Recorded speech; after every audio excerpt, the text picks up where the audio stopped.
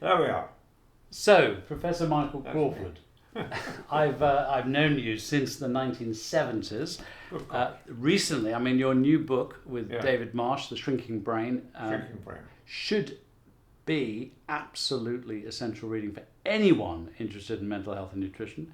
And thanks to everything I've learned from you and others, I would like to present you with a signed copy of my Oh, book. how lovely. Thank you so much. Yes. Uh, Yes. I've read most of it already in draft, but Yeah. that's really wonderful. This is a stunning book, and again, everybody should be reading this. Thank you. Everybody should be reading it. Thank you. And I remember when you teach our students back at the Institute Okay. for I Optimal remember Nutrition all that, yes. on the driving forces of evolution, really. And before you go into your presentation, tell us a little bit about how you even got started on this journey into brain evolution and devolution, really. Well, it started in Africa, because I was appointed head of the supposed to be new department of biochemistry at Mulago Medical School, Makerere College in Uganda, Kampala. And the government had been given Uganda a brand new teaching hospital for its giveaway present for independence. So we really had access to absolutely everything medical that you wanted access to. And it was absolutely opening my mind to the contrast of nutrition and chronic diseases that we saw in East Africa compared to the UK. And in fact, the professor of pathology there brought in the National Institute of Health to determine the fact that there was no breast cancer, no colon cancer, no coronary heart disease. I mean, it was just stunning. They had different problems, of course. They had endomyocardial fibrosis, which was the commonest cause of death from heart disease. You've probably never heard of it. They had double volvulus with a sigmoid colon, which was the commonest surgical emergency, and pretty terrible too. If you died a horrible death if you wasn't intervened. So it opened my eyes to nutrition, firstly. And then what one saw in East Africa was nature's last great experiment in mammalian evolution. And there it was in front of you on the savannas and in the lakes and everywhere, and the forests. And it struck me that why do animals have such different sizes of brains? And so when I was appointed to the head of the Department of Biochemistry at the Nuffield Institute for Comparative Medicine, which was the science wing of the Zoological Society of London, and with brand new things, brand new scientific effort, I thought, well, what are we going to do? I had been gifted money and new equipment and to hire people.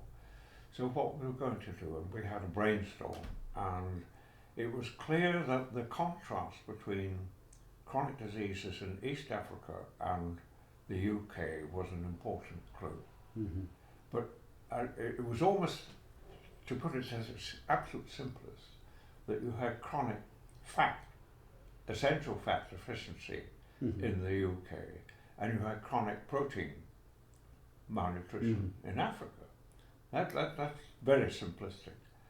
And so we said, well, we've got to do something about these fats, about these lipids. But everybody's working on coronary heart disease and so on and so forth. So, the brain. Yes, yes. Why are all these things different? Animals have different sizes of brains in relation to their bodies. And why, for example, do we have in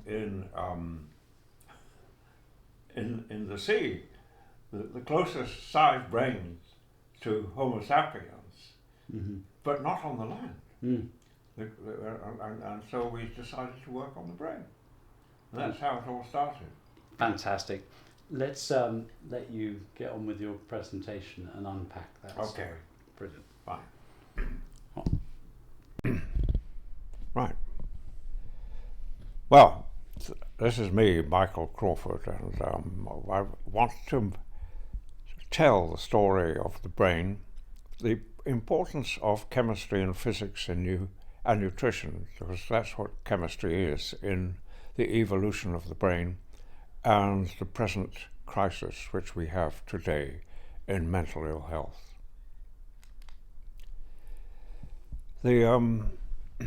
Let's start with the father of evolution, Darwin. In his wonderful book, he says there are two forces in evolution: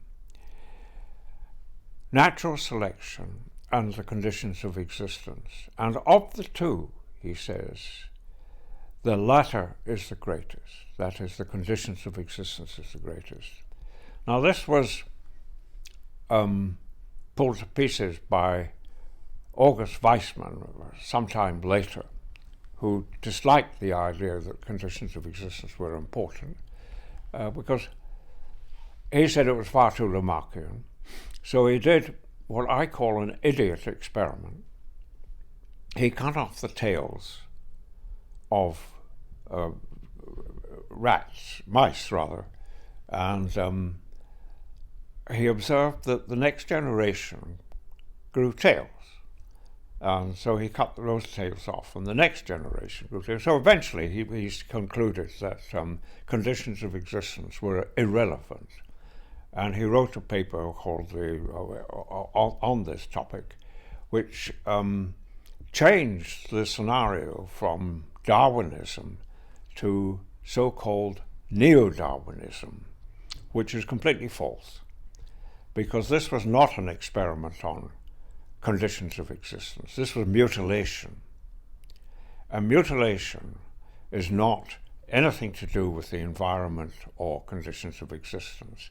I was giving a talk at Whittington Hospital once, and I referred to this fact, and I said he should have known that conditions of existence were totally different, and that cutting tails off mice was not going to do anything, because Welsh farmers have been cutting the tails off sheep for generations upon generations, and they still grew tails.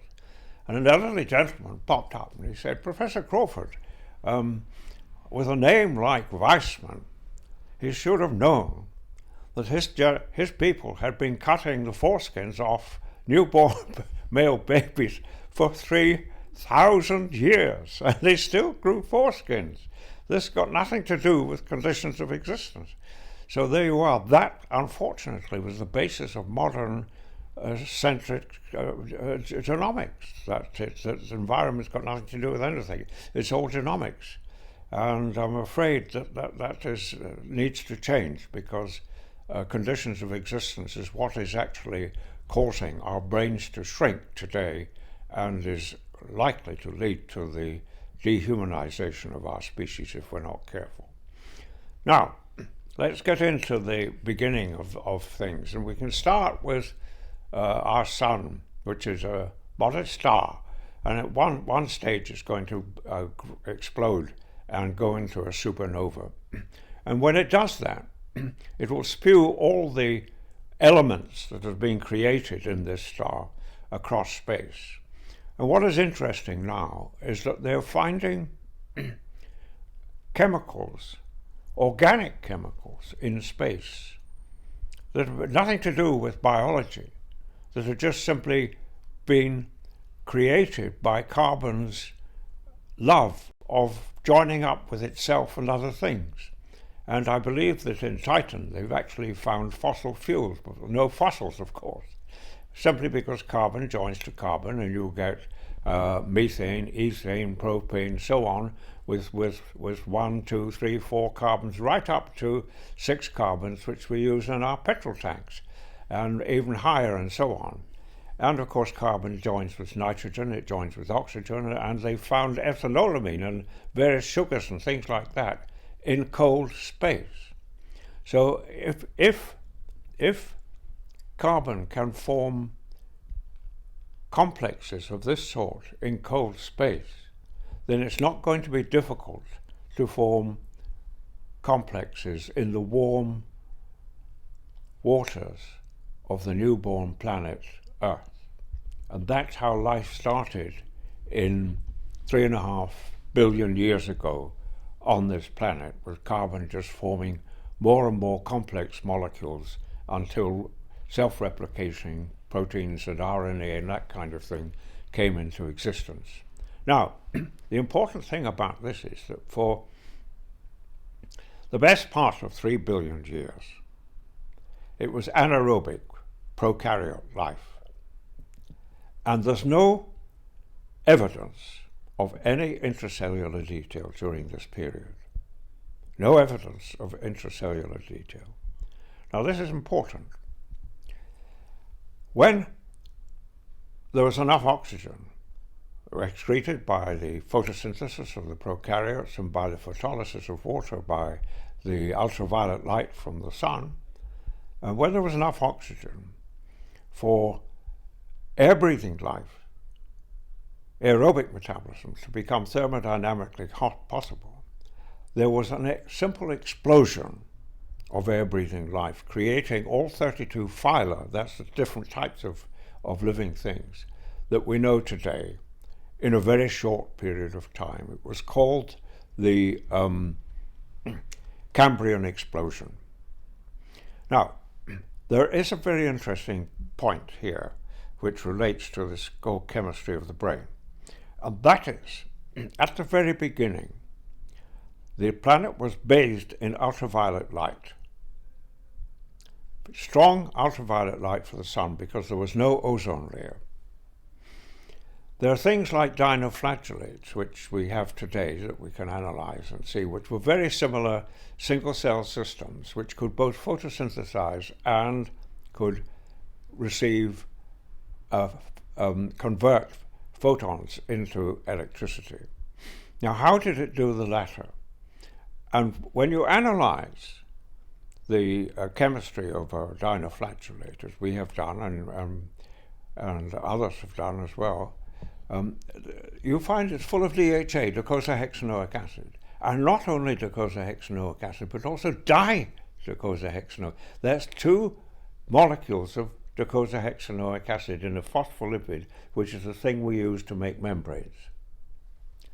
Now that is extraordinary, because you and I have di-DHA in our own photoreceptors today, the same as dinoflagellate 600 million years ago. Now this is absolutely stunning, because what it likely means, and what we're putting forward in a paper we're writing at the moment, is that docosahexaenoic acid was the original chromophore. It was the original molecule that trapped photons from the ultraviolet photons and converted them to electricity. And by converting them into electricity, it made things jump. So they moved. Now, where have they moved? They've moved to where the food is, and to the surface, where they moved towards the light, the sun. So we think that was the original chromophore, and the electricity must have sparked the creation, as multicellular life came to being, the creation of the nervous system, which ultimately became the brain. So this explains the central part of docosahexaenoic acid in the modern brain and photoreceptor. So that is a really important first step in the evolution of things. Now we come down the period to the Cretaceous-Paleogene extinction. When the giant reptiles vanish, behest perhaps by a meteorite or something like that, whatever happened, they vanished. And so did the giant trees, the ginkgos and the cycads and their allies. And when that happened, you had a sudden new clothing of the planet with flowering plants, with their protected seeds. Now you have to backtrack to the reptiles and the reproductive system of everything that was going in all life before that. It was by eggs. The fertilized ovum was trapped into an egg and excreted. Now we have the flowering plants and the mammals. So, what's the connection between the two? Is it a connection or is it just a coincidence? I don't believe in coincidences.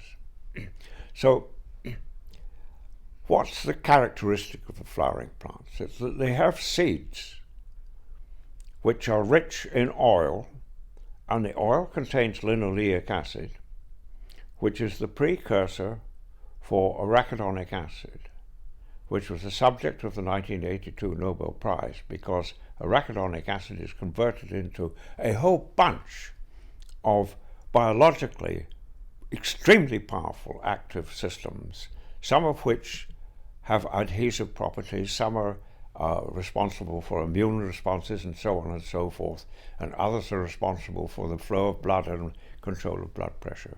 So it's a really pivotal molecule in terms of modern day life. But just think about it. What's the difference between the mammals and the reptiles? What is the difference? It's mammals reproduce by eggs. Reptiles produce by eggs, and mammals have placental reproduction. In other words, the egg stuck to the ovum. Stuck to the wall of the mother. And what better to stick it would be arachidonic acid and its metabolites.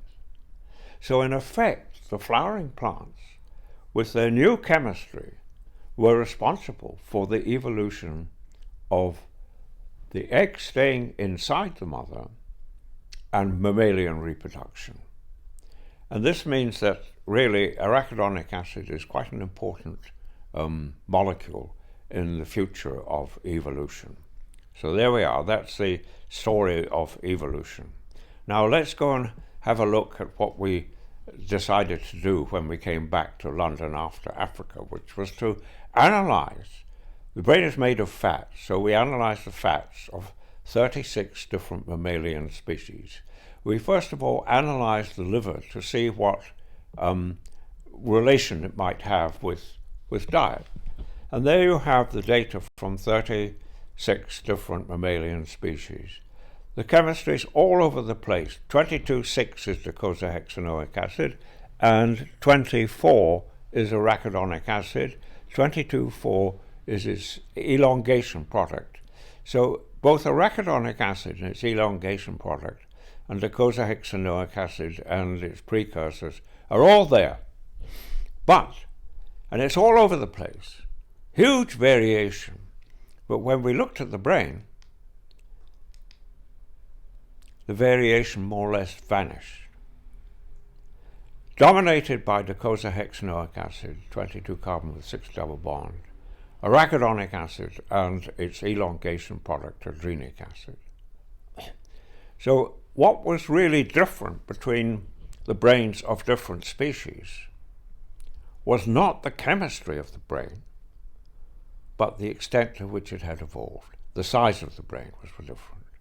That meant to us very simply that this unique profile, which was the same across 36 species, despite huge variation in their diets, genomes, and everything else, meant that that profile was uniquely critical for the brain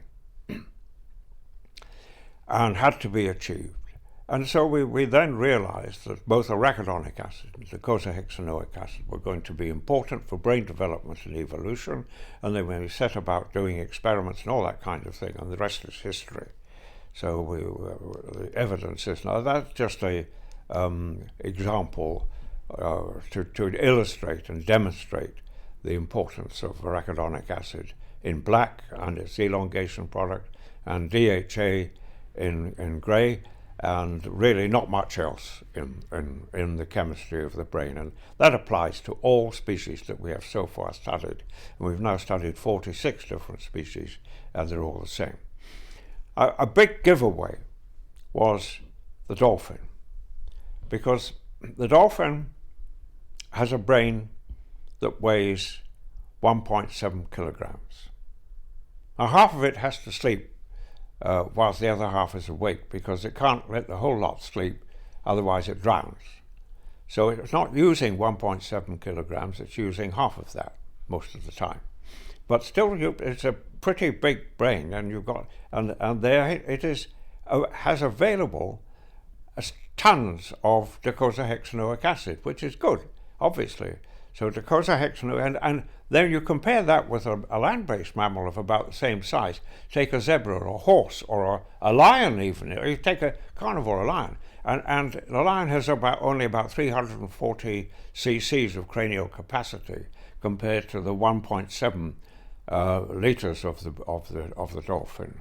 It's chalk and cheese. So that really tells us that docosahexaenoic acid, the marine food web, was of critical importance to the evolution and development of the brain. There's no question about it. Now we then look at the chemistry of the zebra, and you can see it's got lots of linoleic acid, but it has very great difficulty in converting it because it is growing so rapidly, and that's the problem with the land mammals. Tiny land mammals like squirrels and hyraxes can make big brains. The squirrel's got a bigger brain relative to body size, bigger than ours, because it can convert quite quickly. It has a very fast metabolic rate. But when you get into these big mammals, they can't make these conversions.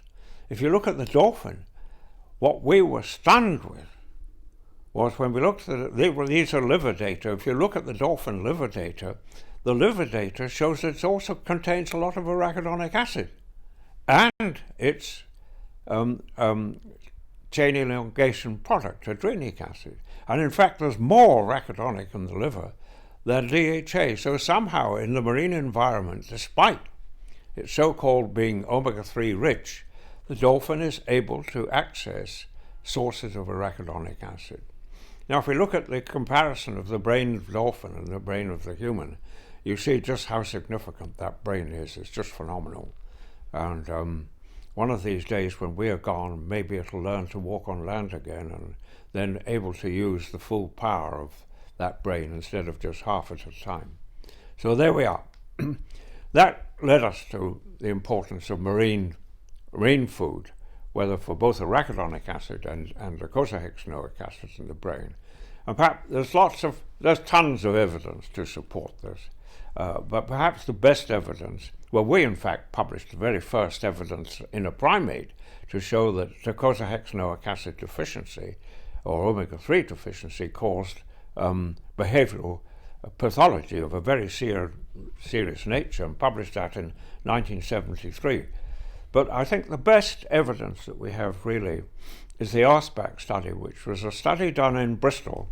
Joe Hibblam was the key author for this study, but the whole Bristol bunch were absolutely important about this. He only came onto the story later, and what they did was to study the Gene Goldman was really the key person behind this. What they did was to study the nutrition of the mother during pregnancy, what the mother ate during the pregnancy, and then they examined the children at 8 years later. And what they found after controlling for 27 different confounding factors, and they couldn't get rid of this single dominant result, was that several measures of cognitive function, of behavioral, social, etc., and motor function all incremented the more the mother ate fish and seafood during the pregnancy. These are measures at 8 years of age. It's a straight line function, more or less.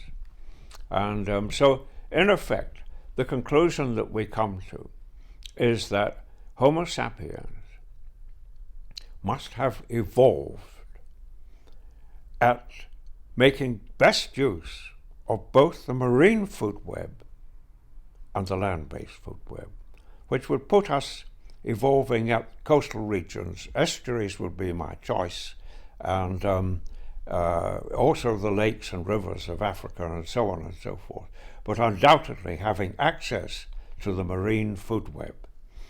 And it's a lot of people who have been traditionally talking about the Savannah hypothesis have said, yeah, boo, there's not a scrap of evidence. I think the evidence is overwhelming, that we simply could not, you cannot build a brain without the building bricks. You cannot build a house without the building bricks.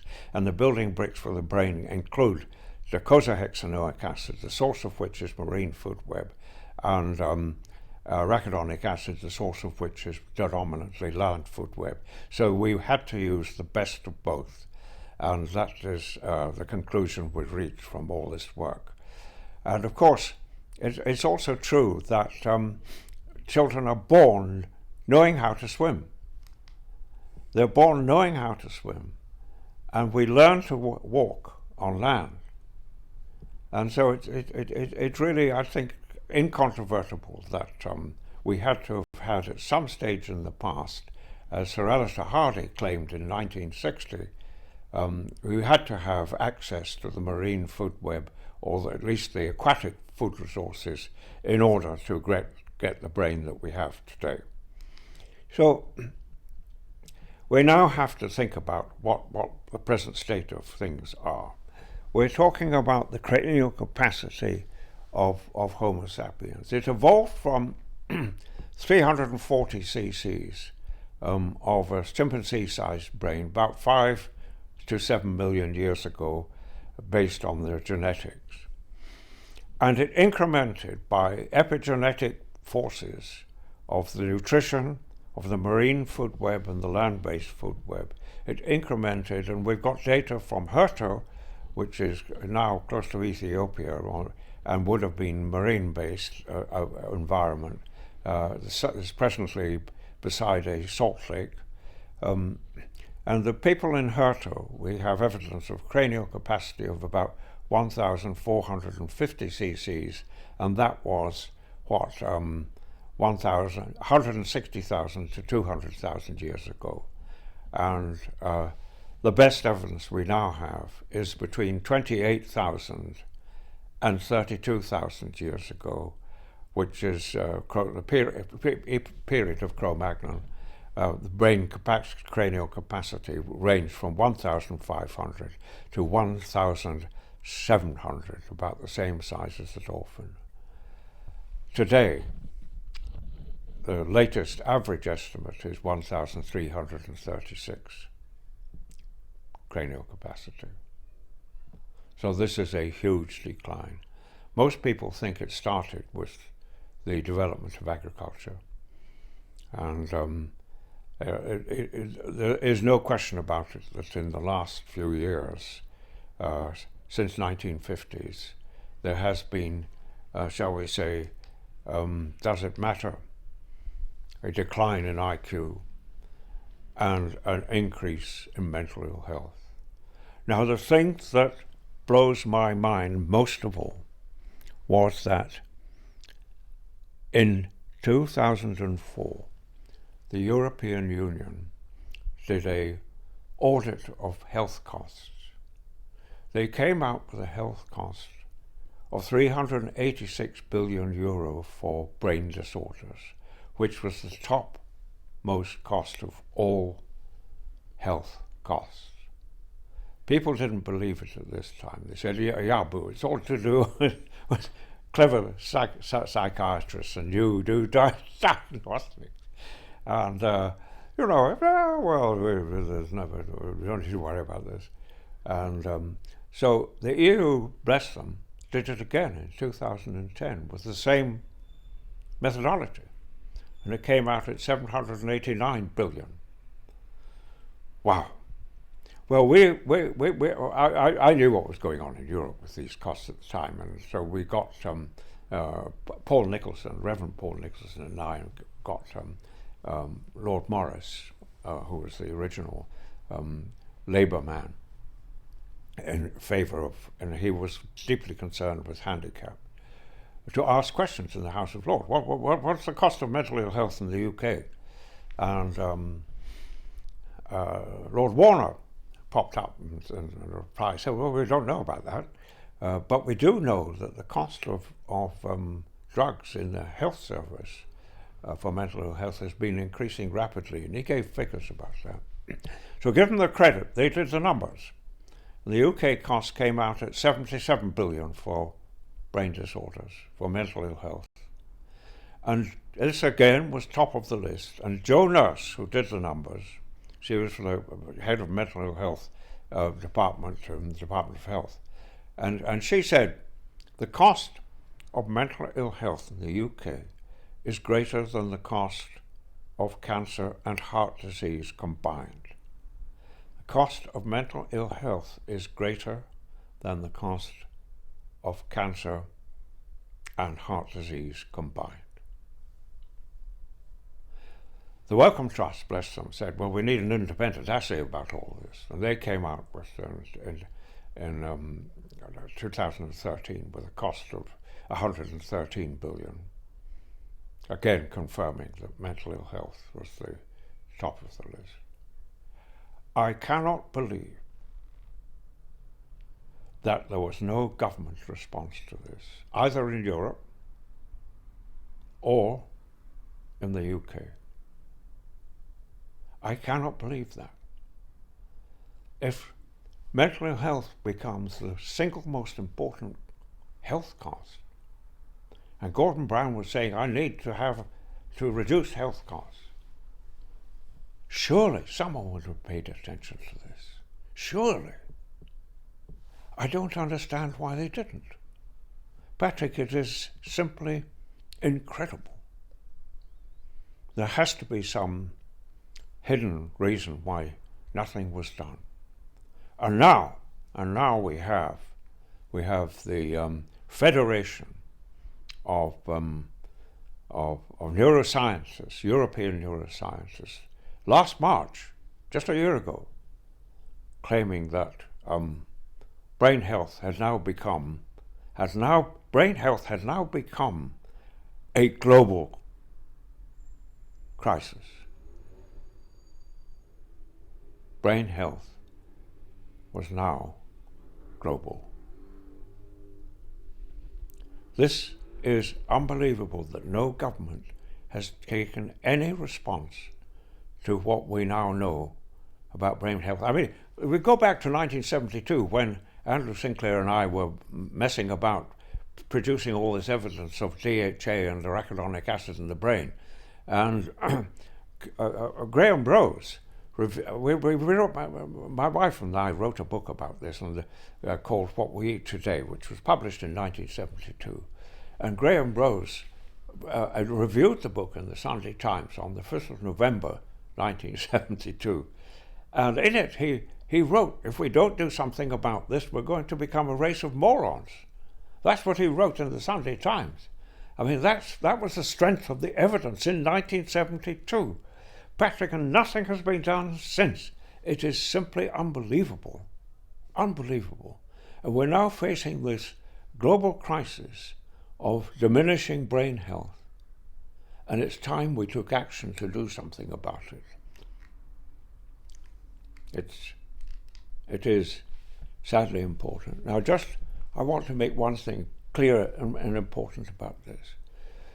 That the person who's responsible most for the health of the next generation is the mother, because the brain grows inside the mother and 70% of its brain cells are complete by the time the child is born. So the first thing we have to do is to attend the health of the mother, because she is pivotal. Her nutrition and health, and our data from randomized controlled trials at Chelsea and Westminster Hospital, at Imperial College, our data shows conclusively that it is the nutrition of the mother, even before conception, which is really so important. So that is the message. And we need to find the solutions fast, because the escalation is of brain ill health. The decline in IQ can only have a totally disastrous result. Thank you.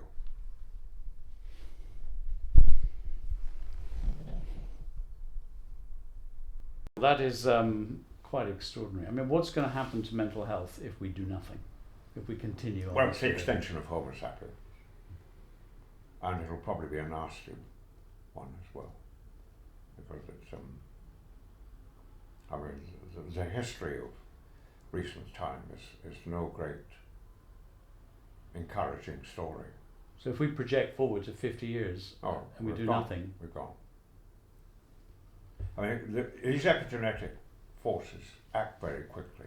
If you remember, well, you won't remember because you weren't born, but in 1900, they had to reduce the average height of entry into the army from 5'3" to 5 feet to get enough soldiers to fight the Boer War. And after that, the height increased by about 0.4 of an inch every decade, and it was all put down to protein, of course. And the whole thought of governments and all the world experts was protein's important for growth. So we promoted growth, and it was successful. And now you've got people well over 6 feet. I mean, a great friend of ours living next door is 6'7". And the point is that when you look at the land-based mammals, that without exception, as body size increased, brain size decreased. And this is what's happening to us now. No government has got any idea about the priority of nutrition for the brain. And we're seeing this sort of rocketing rate of ADHD, autism. Now there's AUDHD, autism and ADHD combined. I mean, we're going to be looking at a exceptionally high number of children with neurodevelopmental problems. The Children's Society says that just recently that referrals for mental ill health had gone up threefold in the last 3 years. I mean, if you look back at the history of the rate of velocity of change of average height has been quite extraordinary. And that generation after generation after generation. This is what's happening with the reverse brain capacity. And this is really terribly frightening because it's happening so fast. And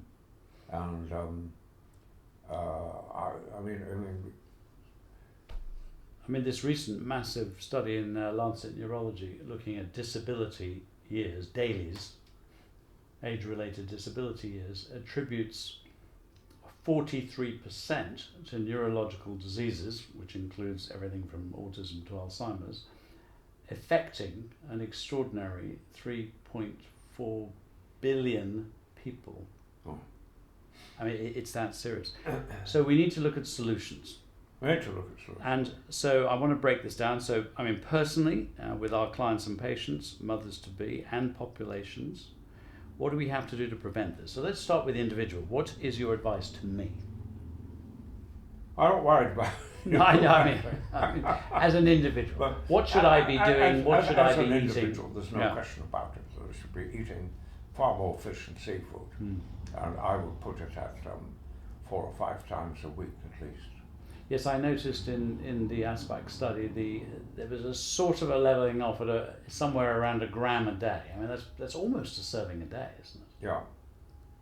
No. So that's kind of where we need to be. Now, for the hundreds of practitioners who are listening, what should they be doing with their clients, patients with mental health problems? Is it worth testing omega-3, like the omega-3 index? Can we really get enough just eating marine foods, especially if people are mentally unwell, and if so, how much? I think you've said that, 4 or 5 times a week. Or should we also be recommending supplementation? I must be frank, I hate making recommendations because the recommendations that have been made in the past are all so fundamentally biased and wrong.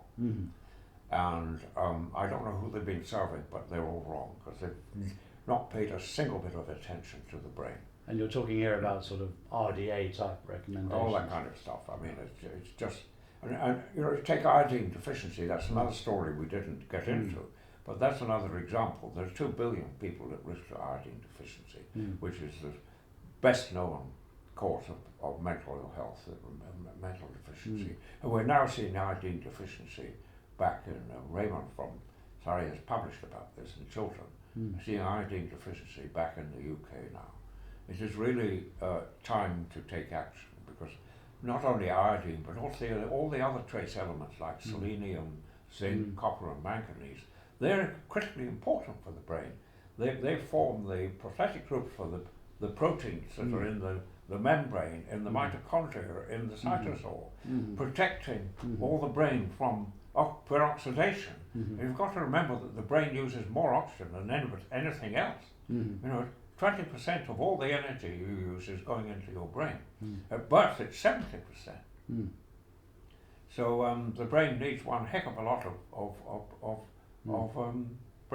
protection, and you get it from these antioxidant enzymes, which and the richest sources of these are, of course, in the marine food web, with the crustaceans being particularly rich.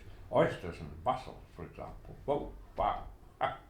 Yes, I hear a lot about people eating a carnivore diet, but no one seems to say the pescivore diet. Oh, definitely. Definitely. I hedge my bets because I take a multi, high dose, vitamins, minerals, and omega-3s, and I eat fish, and marine food, and fruit and veg and a whole lot. But what about vegans and children who struggle to eat fish? Because that is a reality for some of these practices. Well, I wonder about that. I don't understand why some children don't like fish, and I think the answer is they've probably never been breastfed. I think the failure of breastfeeding in the UK is just astounding, and this is another part of this neglect for the brain, because the child is born with a brain of about 340 grams. In the year, it's going to be a kilogram. And the best way to serve that is breastfeeding with a well-nourished mother. You want to feed the mother to feed the child, not artificially feed the child. And although I'm sure all the firms that produce this stuff will be up in arms about something like that, but and I think they admit that breastfeeding is the best thing for the mother and the child, because you know, the other side of the breastfeeding thing, which is interesting, in fact, was discussed in a joint FAO-WHO consultation in 1976, believe it or not. They talked about breastfeeding being important for the mother because the mother gains 4.5 kilograms, physiologically she gains 4.5 kilograms of fat during pregnancy. And this is an actual guarantee to provide 1/3 of the cost of energy for the first 100 days of lactation. So in fact, breastfeeding removes all that fat. You don't breastfeed, you keep it, and that's the problem. We've now got this obesity problem which affects both women and men. And we need to get back to breastfeeding, there's no question about it. Now, fish consumption has gone down following fears about pollutants. Oh, that's rubbish. Films like Seaspiracy, plastics, mercury. Is this a good enough reason to not eat seafood? The FDA came out with this idiot recommendation that fish was all full of mercury. Mercury is neurotoxin, and so you want to limit the amount of fish you eat during pregnancy, which is completely wrong. And in fact, the Ausbach group, in their paper, refer to this and say that it will do harm. And yet, despite all of the evidence that we have, the FDA has not changed its tune, and we think there's something funny going on there. You see, if you take the Japanese ladies have been eating fish and seafood every day of the week. And they produce the children, you know, that have now grown up to have the least major depression, to have the best longevity, the least coronary heart disease, and the least colon and cancer, colon and breast cancer. I mean, there's just not a scrap of evidence that eating a lot of fish and seafood does you any harm. In fact, it does you a lot of good. So, we're practitioners, and often we're working with women who are sometimes having problems conceiving but wanting to conceive. What advice should we be giving to women who want to conceive? Is there a good case for measuring things like their omega-3 index Yeah, or yeah, homocysteine? yes. We had a charity that where we developed a system like this where we analysed the blood of people with multiple sclerosis, and by and large it was quite incredible because they were really shot to pieces with regard to their nutrition. Part of this is because when you're diagnosed with multiple sclerosis, the first thing you think of, oh my God, I'm going to be in a wheelchair, and it really kicks them back one huge amount, and this knocks everything out of their ego and so they're getting back to a good self-esteem and a possibility of just living a life as best you can. Taking a blood sample from them and showing them the data and showing them how they can change their diet, having analysed their diet, and then following that up with blood samples again to show them how they've improved was really extremely helpful. Unfortunately, the charity became bankrupt. It was subject to a very nasty invasion of people who caused the bankruptcy, and the system was folded. And I know at Chelsea and Westminster you found something quite extraordinary in the blood of women who were low in omega-3. Oh yes. Well, the converse was also true, which is interesting, that the women were supplemented with omega-3 and a bit of omega-6, not much omega-6. And there was very strong evidence that the boys responded to the omega-3 supplement of the mother. Various regions of the brain, including the amygdala and the cortex and the whole brain size, were enhanced by the supplement during pregnancy. But the girls were not, which is interesting because, in fact, we've published this. The girls responded more to arachidonic acid than the boys, which is interesting. So we think they're both important. Yeah. Now, turning to our governments and policymakers, what must they do? I know you've mentioned Japan. I think you've done some considerable work there. Were you not given the Order of the Rising Sun? The Emperor's Order of the Rising Sun. Yes, I was seriously honoured by the. I think I made a significant contribution to Japan because in 1990 the government invited me to advise them about this whole issue about food and nutrition because they were concerned about Americanization of their food system and the effect it would have on their children's IQ and things of that nature. So they were there. They knew about this in 1990 and they wanted to do something about it. So I was invited to lecture to every university in Japan. And I gave a lecture in the Yamaha Hall with a student of mine, Hiromitsu Suzuki, which is the introduction. And it was televised throughout the whole of Japan. And it was really wonderful. And at the end of it, there was a very interesting meeting at Fisheries, the Ministry of Fisheries. There was a minister sitting at the end of a long table, and Doctor Who and Doctor this and Doctor that and Professor this and Professor that, all around this table. And the minister said, well, could you please explain what you'll be talking about with regards to the importance of nutrition in the brain? And so I did. And I thought he wasn't paying a blind bit of attention to this. And so at the end of the lecture, well, it wasn't a lecture, but it was really a conversation between me and all the professors and things like that. But a sort of talk like I gave for you, but much shorter.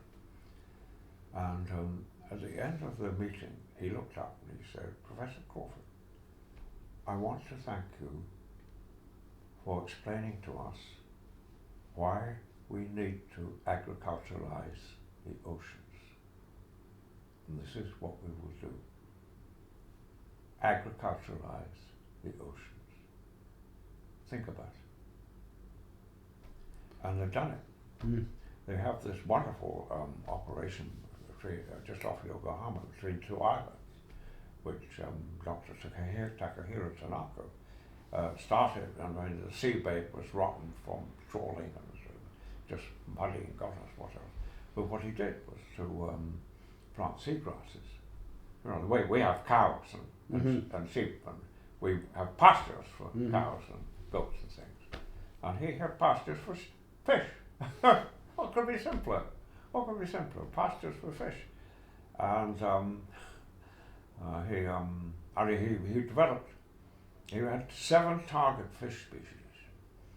And he developed after studying the behavior, the reproductive behavior, he developed artificial reefs which were designed to enhance the environment of each of the 7 species. For example, one of them, a gilthead or something like that, where we like to go into holes and things like that, very huge artificial reef full of holes. This sort of thing. Really nothing very complicated, very simple elementary stuff, but based on studies. And so in fact it's taken off, and within a short period of time they had tripled the fish production, while outside it had been declining. So just messing around intelligently with the conditions of existence. Just enhancing the environment and putting back coral, putting back the seagrasses, and putting the coral reefs, the reefs, not coral reefs, the artificial reefs, which provide surface area for the flora to grow on. And the flora grows, and then of course that starts the foot web. And here in Great Britain we have hundreds and hundreds of miles This is of what we should be coast. doing in the UK. I mean, we've got the most phenomenal opportunity. We've got so many islands, many of them not even populated, because there's been a depopulation of the islands through to and depopulation of the fishing ports and things like that. So we've got the potential to regenerate the coastal resources this way. And in fact, we could become independent of food by doing this. We could become an independent producer of food. And of course we could, as in fact the Japanese have been doing, you can export stuff. And actually, despite all this coast, we have one of the lowest consumptions of seafood. Germany, I think, is lower than us, without coast. Yeah. Well, they've got a little bit up, Hamburg, don't forget. And of course, people are concerned about salmon farming and bad conditions and all that sort of stuff. But there are ways that we can agriculturalize the coast. It's elementary, Patrick. Yeah. It's really simple. Yeah. And in Oman, I was asked to become an advisor to the Research Council of the Sultan. And the Sultan was interested in this is the late Sultan Qaboos, but Said Said. He was interested in what am I going to do after all? And he'd done such wonderful work for Oman, dragging it up from the desert into the modern world, but not with any of this high-rise stuff, with stuff that was all human dimension. And he had introduced schools and hospitals and things like this. And he was a wonderful man. And he said, what am I going to do after oil, for God's sake? So I wrote a report on what he should do after oil when I was a scientific advisor.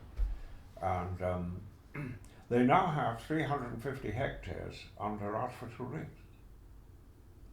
I think there's a film on it, isn't it? Yes, they sent me a film of how those artificial reefs in 2 years were closed with marine flora, and how you could see the fish coming in as well. It's absolutely wonderful.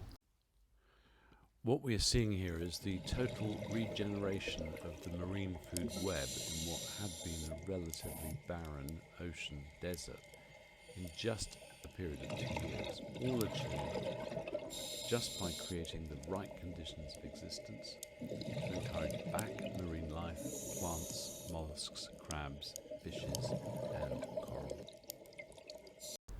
Well, that was extraordinary. The Oman experiment. It shows what we can do. Yeah, 2 years. 2 years, incredible. If you don't mind me asking, how old are you? 93, And 94 in July.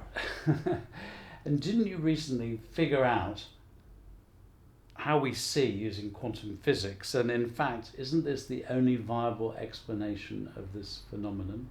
What wrong? How we see, how the photons hit our eye. That's another story. We published a paper in Entropy. Mm-hmm. I don't know if you've seen it. I have indeed. You have? Yes. Yeah. Which is interesting because it puts docosahexaenoic acid as a very focal point of visual transduction, which Yeah. we all knew that, and everybody's published, even since the days of publishing stuff on the dinoflagellate, that the photoreceptor was extremely rich in docosahexaenoic acid, and but it was, and it may have been, as I've discussed, the original chromophore, but when the ozone layer formed,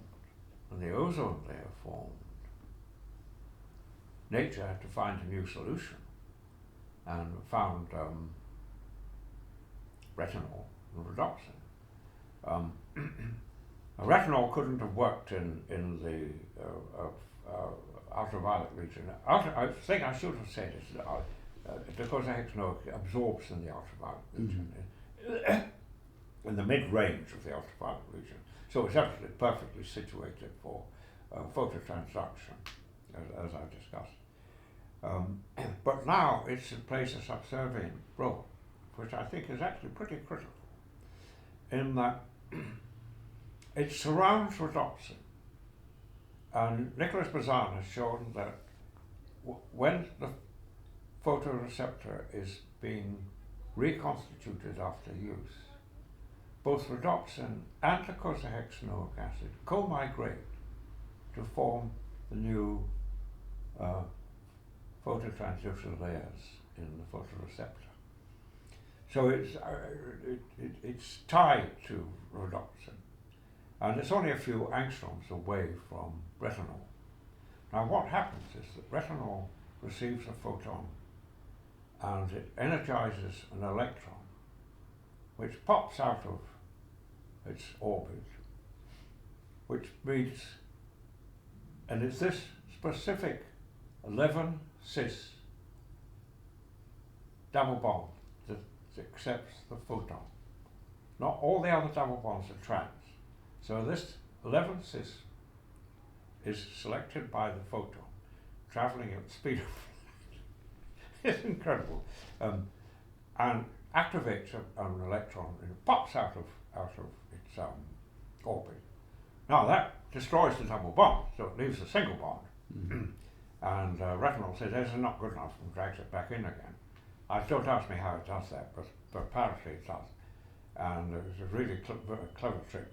And when it reforms the double bond. But as with thermodynamics, it doesn't reform it in the cis position, which is a high energy position, but into the trans position, which is low energy. So you now have all trans retinol. Now that's lovely. But what you now have is a chunk of energy, because you've got the energy of the photon and you've got the energy of the cis-trans difference. So where's that going to go? So what we propose is that it has to go somewhere, otherwise the retinol will boil. Yes. So it's got to go somewhere. So what we propose is, and there's comparative evidence on this kind of thing, that it is heat which is quantized, and it is absorbed, the energy is absorbed by DHA. And of course, DHA is a normal resistor because the double bonds are separated by methyl groups. But when you energize it, one of the pi electrons are going to be, wanting to get out. So what happens with the actual transduction is the membrane is hyperpolarized. So what better? Hyperpolarization adds the extra kick and kicks out the electron, and off it runs to the brain. So it's like a pattern and energy transfer across energy the transfer neural right network. across. Yes, through. It's non-classical. Yeah. It's accepted as non-classical.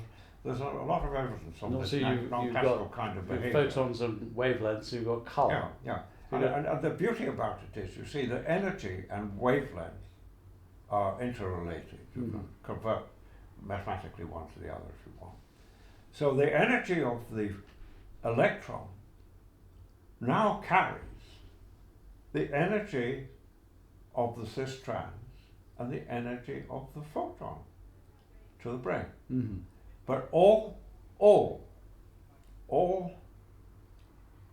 activations of the cis trans difference are going to be the same. So that's universal. So there's no difference. The difference is in the energy of the photon, the original photon, which is its wavelength, which is colour. Yeah. So that's how we see colour. So the eye is the extension of the brain. Yes. Well, the brain is an extension of the eye. So you are proof that Alzheimer's and dementia are not an inevitable consequence of the aging process. There's no proof about that. But there's no proof about anything, to be honest with you. We don't really prove things. We just assemble evidence and decide what is the best evidence that can support our hypothesis. But your mind is clearly working very well. As is Sir David Attenborough. Oh yes. Who's a great supporter of the Homo aquaticus. Oh yes. He has a wonderful film, which I have a copy of somewhere, of where he is standing waiting at the side of a river and whispering to the camera as some chimpanzees walk into the river. One was holding a baby, and they're walking upright down the river, and he whispers into the camera, "This is how our ancestors took their first steps to become human." I think that's wonderful. It's clever, wonderful. It's great. So of course he had that film, that BBC Scars of Evolution, 2-part series, which was absolutely stunning. I mean, the sort of stayed savanna hypothesis of only sort of killing animals and eating meat and all that kind of stuff. So they had nothing to they were really vicious about Elaine Morgan writing books about supporting Alistair Hardy's stuff about an aquatic relationship. Nobody ever said we became aquatic, that we had a relationship with the sea, which I think is fully supported by the fact that children are born knowing how to swim. And I have to tell you that my daughter, when one of her children were born, Emily, I was out in New Zealand, and she was at the swimming pool. We went to the swimming pool, and she said, "Oh well, Dad, if all this stuff is right, Emily, who was only 3 months old, is right. She'll be able to swim underwater." And I said, "Yeah, but don't try it." And she dumped Emily underwater, and she opened her eyes, and she paddled underwater, and came to the surface, put her head to one side, and took a breath. Absolutely perfect. Absolutely perfect. I want to thank you for your incredible research and your commitment to getting this terrible situation taken seriously. I want to thank you and your colleague David Marsh for this absolutely superb book, which has to be compulsory reading for anyone in nutrition and mental health. And I want you to know that you are not alone. We now have an army of over 10,000 practitioners and advocates who will not stop beating the drum. But thank you so much for starting the beat. Thank you, Patrick, for letting me have this opportunity of saying a few words about the importance. It is critically important. Stephen Hawking said we have to get off the planet before the end of next 100 years, before he died. And he's right, but it's not 100 years. I give it 30 years.